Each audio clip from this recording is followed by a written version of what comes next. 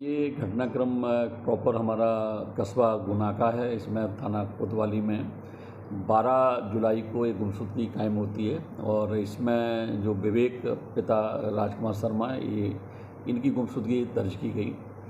और इस गुमशुदगी में ये तथ्य आया कि इनका पैसे का लेन देन मोहित से है और मोहित जो विवेक के मामा जी के लड़के हैं।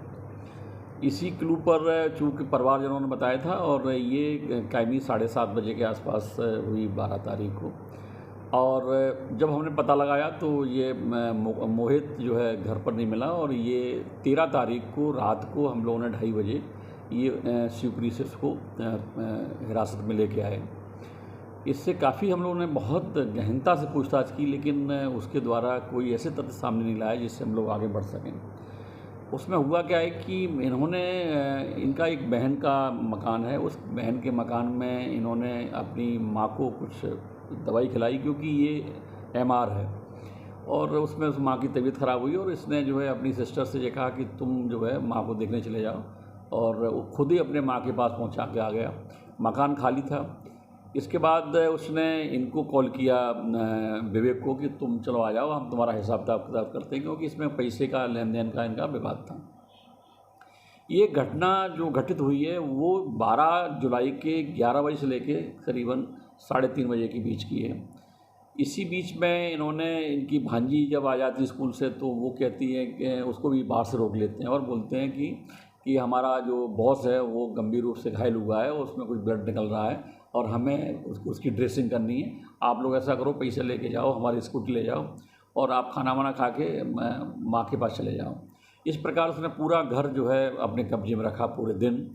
और ये जो घटनाक्रम हुआ इसने जो है 12 जुलाई के 11 बजे से लेकर 3:30 बजे के बीच में उसको बेहोश किया। बेहोश करने के बाद इसकी हत्या की और हत्या करने के बाद इसने पूरी डेड बॉडी की करीबन छोटे छोटे पीस किए और पीस करने के बाद इसने 3 बैग में उसको रखा। रखने के बाद इसने फिर ये इतना मतलब क्रिमिनल माइंड है कि ये उनके परिवार के पास भी गया, जिनका बालक गुमा था विवेक, उनके परिवार में गया तो उन्होंने इससे पूछा कि भाई हमारा लड़का कहाँ है। इसने अनभिज्ञता जाहिर की और उन्होंने इसको थोड़ा सा डांटा डपटा तो ये वहाँ से भाग गया। भाग जाने के बाद इसने रात को ऑटो में ये तीनों को रखा, तीनों जो बैग थे इसमें डेड बॉडी के पार्ट थे, इसको ले जाके गादर घाटी में पूर्व से खुदे हुए गड्ढों में 3 गड्ढे पहले से खुदे हुए, उसमें एक गड्ढे में उसको मिट्टी में दबा दिया।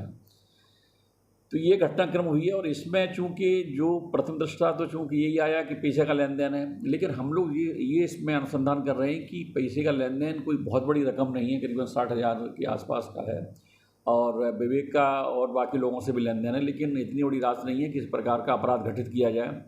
ये अपराध में बेसिकली मर्डर करने के बाद डेड बॉडी के पीस किए गए, ये गंभीर घटना है। इस पर हमने जो है मोहित को गिरफ्तार किया है। इसमें 302, 201 का अपराध पंजीबद्ध किया गया है। तो इस प्रकार ये पूरा घटनाक्रम जो उजागर हुआ है, इसमें जो आरोपी है वो बहुत ही क्रिमिनल है और उसका ये कहना है कि हमने दृश्यम फिल्म देखी है और उसी पैटर्न पर उसने काम किया। वो तो चूँकि वो बच्ची का सहयोग नहीं मिलता तो हम लोग और भटकते, क्योंकि इसने हमको 3-4 तालाबों में भटकाया। अंत में जाके करीबन रात को 9, साढ़े 9 बजे हमको जो है डेड बॉडी रिकवर हो पाई। सर आरोपी आईपीएल में भी कर्जदार है। हाँ, ये चूँकि उसकी शोहरत है कि ये कोई ऑनलाइन रमी वगैरह के साथ कुछ खेलता है और अभी हम लोग उसका डिटेल भी निकाल रहे हैं। और इसने ये भी है कि जो विवेक से पैसा लिया है अपने ऑनलाइन जो ट्रांसफ़र के कराया था, वो भी ये पूरा एक दिन में ही पैसा वो पूरा इसने खर्च किया है। तो ये बात सही है कि चूँकि ये कहीं ना कहीं इसकी लत है इस टाइप का, और ये चूँकि एमआर भी है जो कर्नाटका कोई फार्मास्यूटिकल कंपनी है उसमें, तो ये इसने जो है पूरा ड्रग्स का यूज़ किया है, मतलब बेहोशी करने में। इसको विवेक की हत्या में भी इसने यूज किया है और अपने बाकी माँ को भी इसने खाना खिलवाया ताकि अपनी सिस्टर को वहाँ से कैसे भी वहाँ पहुँचा सके और इसको पूरा दिन स्वतंत्र रूप से मिल जाए। सरकारी आवास में पूरा साजिश रची गई। हाँ, ये चूँकि इसका जो बहनोई हैं राममोहन शर्मा, उनके नाम से वो मकान अलॉट है और उसमें चूँकि इसने ये पूरा घटनाक्रम को अंजाम दिया है। वो कहाँ पोस्टेड है? वो चूँकि अपनी इसी 26 बटालियन में है, लेकिन उसकी पोस्ट बाहर है तो वहाँ पदस्थ है, लेकिन चूँकि तैनाती बटालियन इनकी यही 26 बटालियन गुना है। वेपन इसमें देखा गया है कि गोल्ड भी मिला है मगर एक चेन गायब बताई जा रही है, मोबाइल गायब है। हाँ जी, अभी उसमें कुछ चीज़ें तो इससे अभी हम लोग पुलिस रिमांड हम लोग लेंगे और लेके पूछताछ करेंगे। पर इसका ये कहना है कि जो हमने 3 गड्ढे हैं वो पहले से खुदवा के रखे हैं। तो मैं बेसिकली, और जो चाकू की बात करता है वो चाकू का उसका कहना है कि ये इसने रिलायंस जो मार्ट है उससे जो है इसने चाकू खरीदा है। और इसमें कुछ और भी तथ्य आएंगे कि आखिर इस घटनाक्रम में की वास्तविकता और क्या थी, क्या पैसे का लेन देन था, इसके अलावा कोई ऐसा घटना। सर 2 गड्ढे और खोदे तो कहीं 2 और हत्या तो नहीं करना चाहता था आरोपी? देखिए, उसका जो मोड्स ऑपरेंडी बड़ा खतरनाक है, क्योंकि उसने हम लोगों ने काफ़ी गहनता से पूछताछ की है। वो तो हमने काफ़ी हम लोगों ने जितनी हमारी मेथड थी सबसे बात वो बने उसको पूछा, लेकिन अंत में वो बच्ची का अगर हमको क्लू नहीं मिलता तो शायद हम लोगों को भी अंधेरे में रहना पड़ता। लेकिन इस प्रकार उसका जो मोड्स ऑपरेंडी है और उसके आधार पर लगता है वो कहीं न कहीं वो उसके षड्यंत्र उसके दिमाग में है, और इसमें हम लोग जो है पुलिस रिमांड में इसकी पूछताछ करेंगे।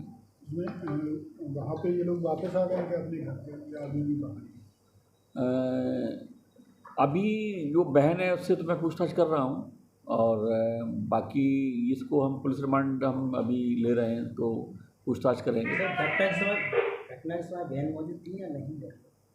अब उसका ये कहना है कि हमने अपनी बहन को अपनी माँ के पास भेज दिया था, क्योंकि माँ भी जो है अस्वस्थ बताया था, और भांजी को भी इसने पैसा दे के भेज दिया। लेकिन भांजी को बेसिकली उसका पूरा प्लान नहीं, क्योंकि इनोसेंट बच्ची है, तो उसने तत्काल बोल दिया कि मामा जी का ये कहना है कि हमारे बॉस जो है वो घायल हो गए हैं, तो उनकी ड्रेसिंग कर रहा है, इसलिए आप लोग अपना जो है खाना वाना खाएं, और अपनी माँ को जो भेजा है उन्होंने मामा के या इसके खुद के घर में, तो चले जाने को कहा है। इसका मतलब ये है कि बेसिकली बहन को जानकारी होना चाहिए, क्योंकि अभी हम लोगों ने उतनी पूछताछ नहीं की, लेकिन बहन का ये कहना है कि बच्ची के द्वारा अगर नहीं बताते तो बहन भी शायद मेरे हिसाब से उतना कॉपरेट नहीं करती, क्योंकि कहीं ना कहीं जानकारी तो हो गई, कोई व्यक्ति उसके घर में लगातार पूरा टाइम दे रहा है, तो निश्चित ही कोई तो जानकारी रही होगी, तो वो हम लोग पूछताछ में उस चीज़ों को उजागर करेंगे। तो ब्लड वगैरह भी होगा तो क्या कुछ सफाई इसने कर दी है मौके पे?